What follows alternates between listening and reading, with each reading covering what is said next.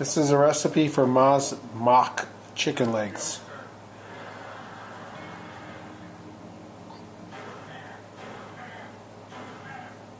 This is the size of the pork, a lean pork, that you want to cut up for mock chicken legs.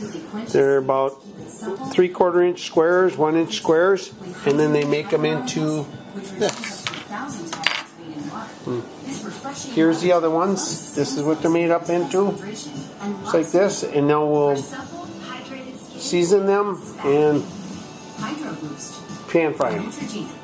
Okay, now we took all the mock chicken legs, put them on the counter, and I seasoned both sides with salt and pepper.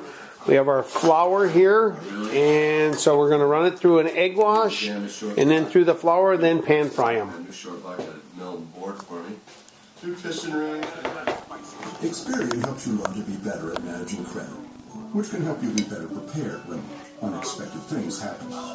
Because you can see what's in your Experian credit report for free and get free alerts about key changes in your credit, plus free customer support in case you have questions. Everything you need to help make sure your credit is ready.